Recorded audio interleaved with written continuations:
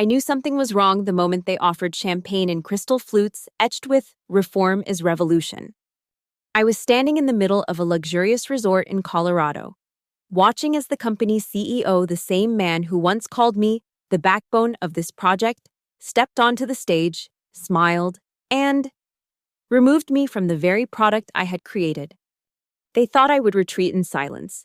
They forgot I owned the patent. And I wasn't going alone. My name is Danielle Moore, and this is the story of how they tried to erase me from my own creation, and how I took everything they valued most when I left. The Aspen Grand Resort sprawled across the Colorado mountainside like a monument to corporate excess.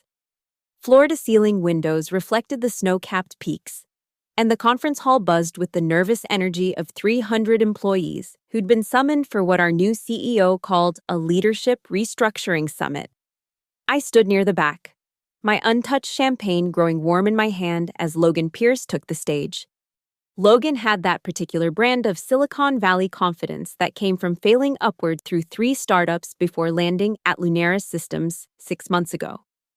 His smile was too white, his suit too perfectly tailored, his gestures too rehearsed. But the board loved him.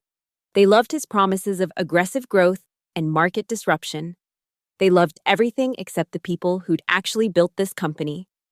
"Welcome, Lunaris family." Logan's voice boomed through the speakers. "Today marks the beginning of our transformation, and transformation requires tough choices." The PowerPoint behind him flickered to life, showing our product roadmap. My product roadmap. The Lumina project, 2 years of my life. Countless sleepless nights. Breakthrough after breakthrough in predictive data analytics.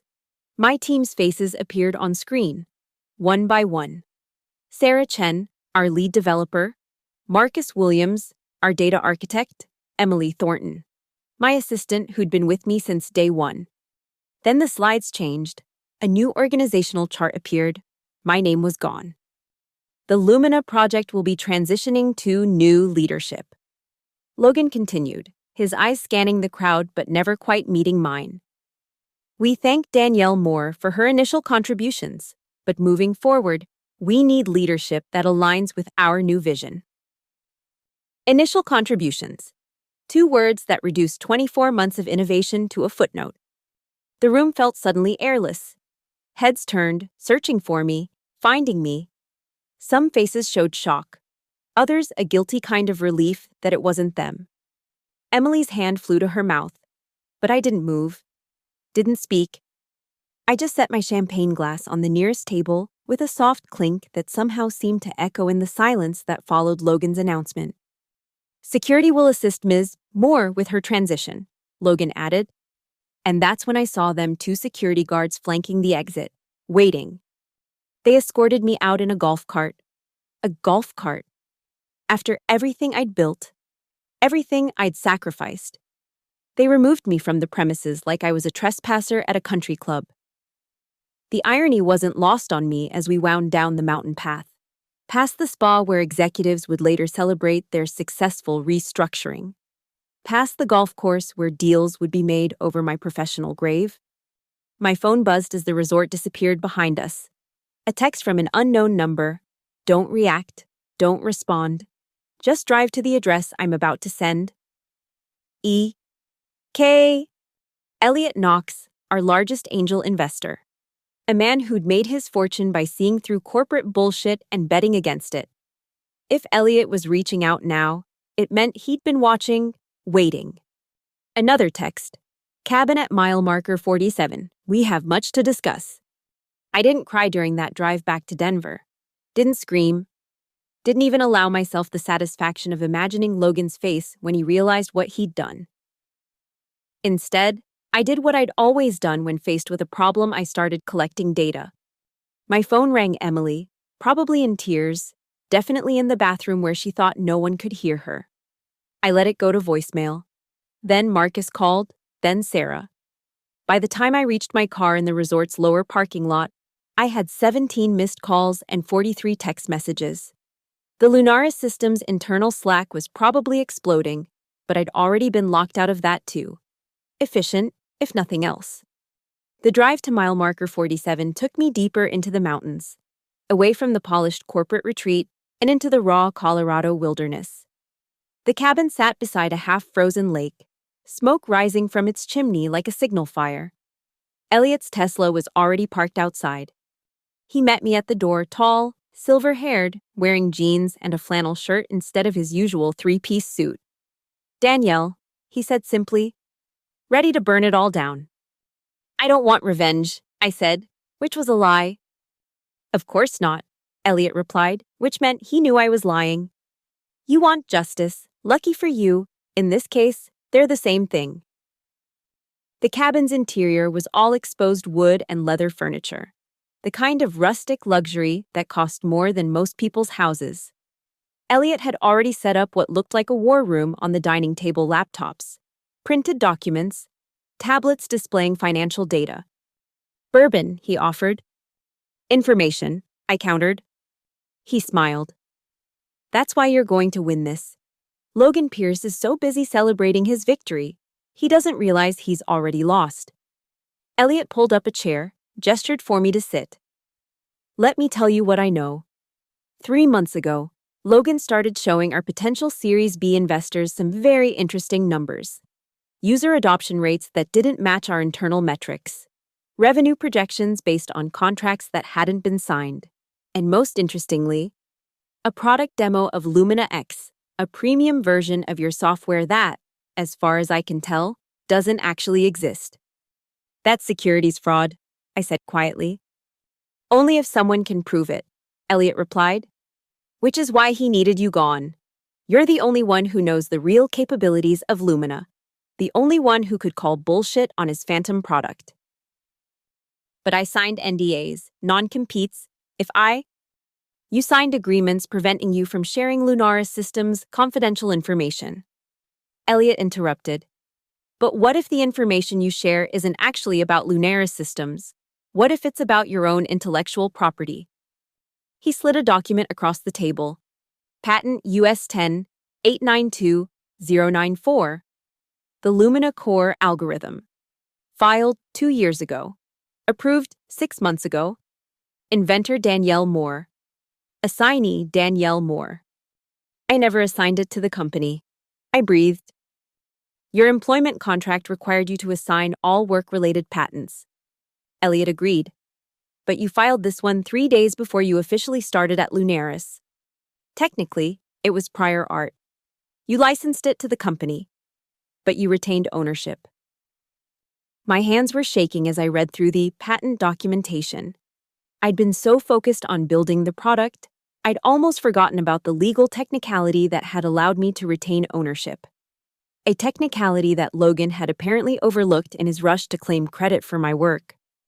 "He's been telling investors that Lunaris owns all the IP," I said, "which makes every investment pitch he's made in the last 3 months fraudulent." Elliot finished. "But we need proof, documentation, evidence that he knowingly misrepresented the company's assets." My phone buzzed. Emily again. This time a text. "Check your personal email. Delete after reading." I opened my laptop, logged into my Gmail. An email from Emily's personal account. Subject line blank. Attached were 17 files, screenshots, documents, slide decks. My hands stilled on the keyboard as I opened the first one. It was the original Lumina presentation, the one I'd created for the board 18 months ago. My name was prominent on every slide: Danielle Moore, Chief Product Architect. But next to it was another version, dated last week, same presentation, same data, same graphics. But now the credits read, Logan Pierce, Visionary CEO, and the Lunaris Leadership Team. They hadn't just removed me from the project. They'd erased me from its history. The next file was worse. Email chains between Logan and our VP of Engineering discussing how to minimize Danielle's visibility and transition narrative ownership. One message, dated 2 weeks ago, was particularly damning. "We need her gone before the Northbridge meeting. Can't have her contradicting the Lumina X demo." Northbridge Industries, our largest potential client, a defense contractor with a $50 million budget for predictive analytics. Logan was planning to demo Lumina X to them next week. The demo, I said to Elliot. He's going to show them vaporware. Unless someone warns them first, Elliot suggested. I can't. The NDAs. You can't share Lunaris's confidential information, Elliot corrected. But what if Northbridge came to you? What if they wanted to license your patent directly? The pieces were falling into place. You've already talked to them. Their CEO is an old friend. He's always been more interested in the technology than the company. If the patent holder were to start her own firm, offer better terms, more transparent development. Elliot trailed off, letting me fill in the blanks. I'd need a team, I said, my mind already racing. Developers who understand the codebase, engineers who can scale it, people I trust. Funny thing about Logan's restructuring, Elliot mused. He's been so focused on removing redundancies and culture fit issues that he's created a pool of exceptionally talented, exceptionally motivated potential partners. Over the next 2 hours, as the sun set over the frozen lake, we made a list. Grace Mendez, former director of product, let go 6 weeks ago for strategic realignment. Noah Patel, data engineer, forced out after questioning the validity of Logan's metrics in an all-hands meeting. Leo Green, sales director, who'd refused to sign off on contracts with promises the product couldn't keep. One by one, I called them. Not from my regular phone. Elliot had provided a burner, untraceable and unmonitored. The conversations were brief, careful, but unanimous in their response. I've been waiting for this call, Grace said. When do we start? I kept copies of everything, Noah admitted. The real data, not the massage numbers Logan's been showing. I have the original pitch decks, Leo added. Before Logan had them updated to include features that don't exist. By midnight, we had a team. By 2 a.m., we had a plan. By dawn. As I finally drove back to Denver, we had something even more valuable proof. Noah's data was damning. He'd been tracking user metrics religiously, comparing Logan's reported numbers to actual server logs. The discrepancies weren't subtle: 30% inflation in active users, 45% overstatement of engagement rates, and most critically, performance benchmarks for Lumina X that were physically impossible given our current infrastructure. He's not just lying, Noah explained over encrypted chat. He's promising capabilities that would require quantum computing to achieve. Either he's planning the greatest technological breakthrough in history, or he's selling snake oil to defense contractors. Grace's contribution was equally valuable. As director of product, she'd been privy to roadmap discussions, budget allocations, and resource planning. According to her carefully preserved documents, Lumina X wasn't just non-existent, there had never even been a development plan for it. Look at the Q3 engineering allocation. She shared via secure file transfer. 0 hours assigned to Lumina X development, 0 budget. But here, she highlighted another document. Logan's promising Northbridge a full deployment by Q2. The smoking gun came from an unexpected source. Emily, still at Lunaris but growing increasingly uncomfortable with what she was witnessing, had been quietly documenting everything. Using her access as an executive assistant, she'd preserved email chains, recorded meetings, and even photographed whiteboards during strategy sessions. One recording was particularly damning. Logan's voice, crystal clear. During what he thought was a private call with the CFO, Danielle's the only one who could expose the Lumina X situation. With her gone, we control the narrative. By the time anyone realizes the enhanced version doesn't exist, we'll have the funding to actually build it. Securities fraud, conspiracy. Wire fraud if he followed through with the Northbridge demo. Logan had built a house of cards, and he'd removed me because I was the wind that could blow it down. But I wasn't going to blow it down. I was going to light it on fire. Elliot had connections everywhere: media, regulatory bodies, industry watchdogs. But we needed to be strategic. A frontal assault would trigger Logan's defensive mechanisms, give him time to spin the story, potentially destroy evidence. We needed him confident, complacent, committed to his lies. Let him do the Northbridge demo. I decided during our strategy session at a coffee shop in Boulder. Let him dig his own grave. And then Grace asked, "We give Northbridge a better option, a real product, better terms, proven technology." Leo leaned forward. "He'll sue, non-competes, theft of trade secrets, tortious interference." "Let him," I interrupted. "Discovery goes both ways. You want to air dirty laundry in court, I'll bring receipts." The plan required precision, timing, and a bit of theatrical flair. Elliot established a new company, Argentum Analytics, incorporated in Delaware, with himself as CEO and me as Strategic Technology Advisor. Officially, I was just consulting, not violating any non-competes. Unofficially, I was architecting Logan's downfall. We scheduled a meeting with Logan, not as former employees, but as potential partners. Elliot reached out through official channels, expressing Argentum's interest in licensing Lunaris technology for specialized applications.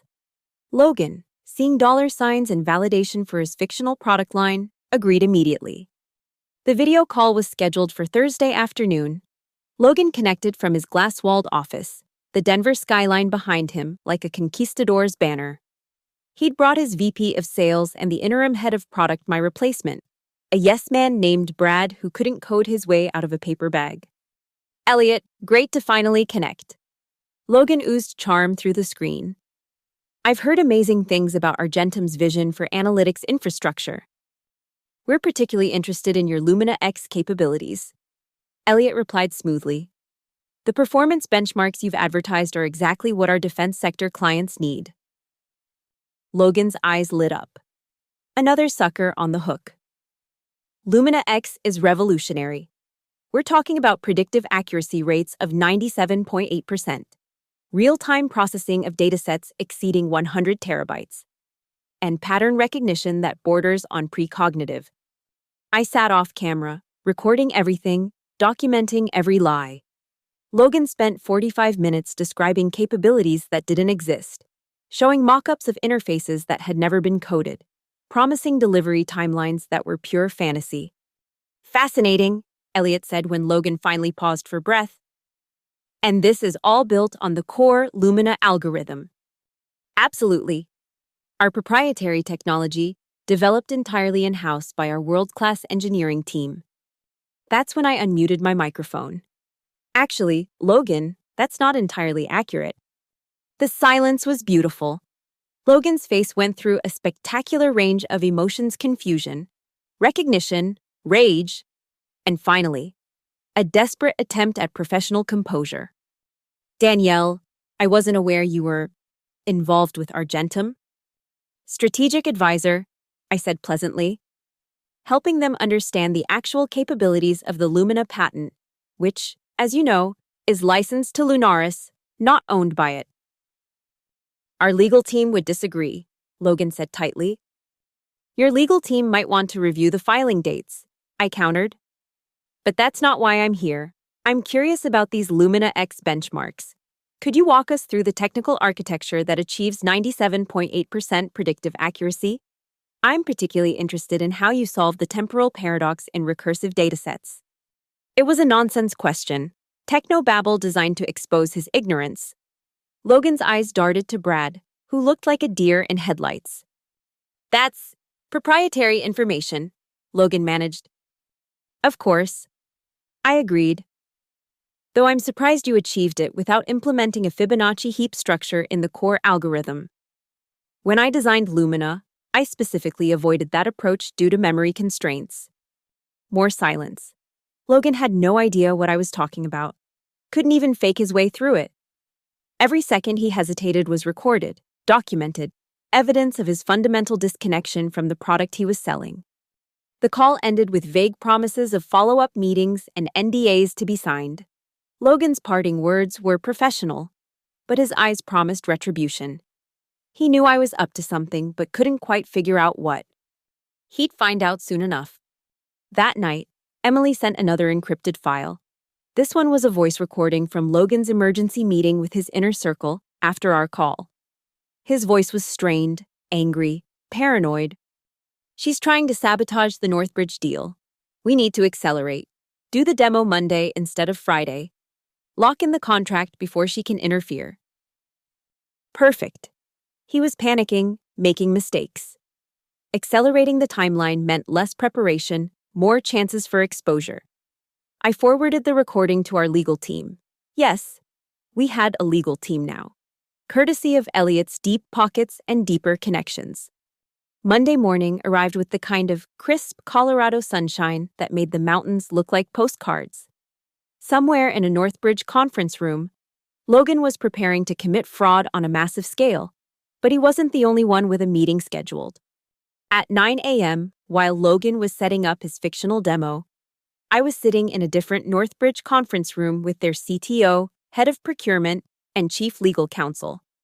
Elliot had arranged the meeting, but I was the one with the evidence.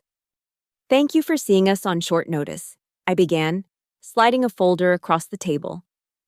Before you commit $50 million to Lunaris Systems, there's some information you need to review.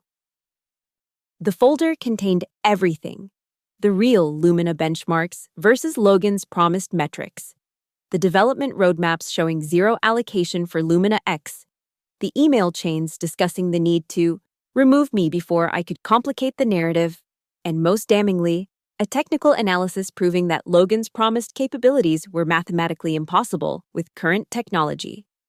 The Northbridge CTO, a woman named Dr. Patricia Vance, who'd earned her PhD from MIT, reviewed the data with increasing alarm. These performance claims, they're not just optimistic, they're fraudulent. Lunaris is currently demonstrating this product to your CEO. I noted, glancing at my watch. In approximately 15 minutes, they'll be showing a demo of capabilities that don't exist, running on infrastructure that was never built, processing data in ways that violate the laws of physics. The head of procurement was already on his phone. Legal counsel was speed reading through the evidence. Dr. Vance stood up abruptly. Conference room A, she asked her assistant. The Lunaris presentation. Yes, Dr. Vance. Mr. Pierce is just beginning the technical demonstration. Not anymore, she said grimly. Excuse me, Ms. Moore. We have a meeting to crash. I wasn't invited to witness the confrontation. But I didn't need to be. Emily, bless her strategic positioning, was taking notes in that meeting. Her text updates came in real time. 9:47 a.m. Vance just walked in. Logan's face, one CEO priceless. 9:52 a.m. She's asking for live access to the Lumina X servers, Logan claiming security protocols. 9:58 a.m. CTO demanding to see the codebase. Brad literally sweating through his suit. 10:04 a.m. Logan trying to pivot to future capabilities, Northbridge CEO not buying it. 10:11 a.m. They're walking out, meeting over, Logan screaming about industrial sabotage. 10:13 a.m. Security escorting Lunaris team from building. Holy shit, Danielle, you did it. But exposing the Northbridge fraud was just the opening salvo. While Logan was being humiliated in Colorado, a carefully timed article was going live on TechCrunch, Inside Lunaris Systems, How Fake Products and Cooked Books Fooled Investors. The reporter, one of Elliot's contacts, had been working on the story for weeks. Our evidence, combined with statements from other former employees and concerned investors, painted a devastating picture.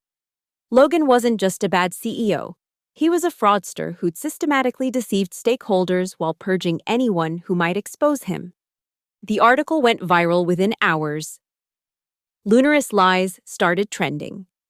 The SEC announced an investigation. 3 major investors called emergency board meetings. By sunset, Logan Pierce's reputation was in flames, and he was about to learn what happened when you built an empire on stolen foundations. My phone rang at 10:47 p.m., unknown number. But I recognized the voice immediately. You vindictive bitch, Logan snarled. You've destroyed everything. I didn't destroy anything, I replied calmly. I just told the truth. You destroyed yourself the moment you decided to build on lies. I'll sue you into oblivion. Non-competes, NDAs, defamation. Please do. I interrupted. I'd love discovery, especially the part where we subpoena all your communications about removing me to hide the Lumina X fraud. Silence. Then, what do you want? Nothing from you, I said. I already have everything I need, my patent, my reputation, my future. You're just irrelevant now. I hung up. There was nothing more to say. Tuesday morning brought the inevitable and emergency board meeting at Lunaris Systems. I wasn't invited, of course, but Elliot was major investor privileges. He texted me updates from the boardroom. Logan claiming he's been set up, board not sympathetic. CFO presenting real numbers, stock value projected to tank 60%. Motion to remove CEO, voting now. 12-0, he's out. They're discussing criminal referrals. This is beautiful. But the best part came an hour later. A call from the interim board chair, someone I'd worked with in the early days of Lunaris. Danielle, I know things ended badly, but we need you. The company needs you. Would you consider coming back as CEO? I'd rehearsed this moment in my head a dozen times. The triumphant return, the vindication, the opportunity to rebuild what Logan had corrupted. But sitting in my apartment, looking out at the same mountains that had witnessed my humiliation just days ago, I realized something I didn't want to go back. Thank you, I said. But no, Lunaris had its chance. I'm building something new now. We'll make it worth your while. Equity, salary, full control. I appreciate the offer. I interrupted gently. But I already have what I want.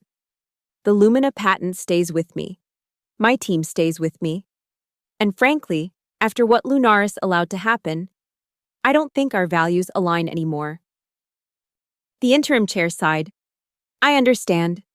For what it's worth, Danielle, we're sorry. What Logan did was unconscionable. Yes, I agreed. It was. After I hung up, Emily appeared at my door with a banker's box and a bottle of champagne. Your personal items from the office, she said, and something to celebrate with. Inside the box, under my engineering texts and coffee mug, was a flash drive labeled Insurance. What's this? I asked. Emily's smile was sharp. Everything. Every email where Logan discussed stealing your work, every meeting where he planned to erase your contributions, every document he altered. I've been collecting it for months. Why? I asked, genuinely curious. You could have just kept your head down, survived the transition. Because what he did was wrong, Emily said simply. And because you deserved better. We all did. I plugged in the drive. The files were meticulously organized, comprehensively damning. Logan hadn't just planned to remove me, he'd orchestrated a systematic campaign to steal credit for 2 years of innovation while positioning himself as the visionary behind Lumina. This is... I trailed off, scrolling through email after email. Evidence for the criminal case. Emily suggested. The FBI contacted me this morning. Securities fraud, wire fraud, conspiracy to commit fraud. Logan's looking at federal charges. We opened the Champagne Dom Pérignon because Emily believed in celebrating properly. As we toasted in my living room, my phone buzzed with notifications. Northbridge wanted to discuss a direct contract with Argentum Analytics. 3 of my former team members were ready to jump ship. A prominent VC firm was interested in funding my new venture. So what now? Emily asked. Now we build, I said, the right way, with the right people, and with our names on every single slide. Speaking of which, Emily said, producing another folder. Your resignation letter from Lunaris. I took the liberty of drafting it. I read through it professional, concise, with just enough legal language to make clear that any attempt to enforce non-competes would be met with scorched earth litigation. One suggestion, I said, picking up a pen. At the bottom, after the formal signature block, I added a postscript. P.S. The patent stays with me. Emily laughed. Perfect. So what do we call the new company's signs? I thought about it, swirling champagne in my glass. Phoenix Analytics, I decided. Because the best revenge isn't destroying what hurt you. It's building something better from the ashes. 6 months later. Phoenix Analytics closed its Series A funding at a $45 million valuation. Our team included 7 former Lunaris employees, all of whom Logan had tried to silence or sideline. Our client list featured 3 Fortune 500 companies, including Northbridge Industries. Our product, the real Lumina, not Logan's fantasy, was revolutionizing predictive analytics in ways even I hadn't imagined possible. Logan Pierce was facing trial on 17 counts of securities fraud. His assets were frozen, his reputation destroyed, his name toxic in every boardroom from Silicon Valley to Wall Street. He'd tried to build an empire on theft and lies, only to discover that stolen foundations always crumble. The last time I saw him was at a coffee shop in downtown Denver. I was meeting with a potential client. He was sitting alone in a corner, laptop open, probably working on his legal defense. He looked smaller somehow, diminished. The architect of his own downfall. Our eyes met across the room. For a moment, I thought he might approach, might try to have the last word. But then he looked away, closed his laptop, and left without ordering anything. I turned back to my meeting, to my future, to the company I'd built on truth instead of deception. Logan had taught me an invaluable lesson. The most devastating revenge isn't loud or dramatic. It's quiet, methodical, and inevitable. It's succeeding so completely that your enemies become footnotes in your success story. Now, I said to my client, opening my presentation, let me show you what Lumina can really do. The slides were beautiful, clear, honest, and every single one had my name on it. Some might say I destroyed Logan Pierce, but that's not accurate. I simply refused to let him steal my work, my credit, my future. He destroyed himself the moment he decided that erasure was easier than excellence, that theft was preferable to innovation. In the end, he was right about one thing: reform is revolution. But the revolution wasn't his to lead. It was mine. And I put my name on every single slide.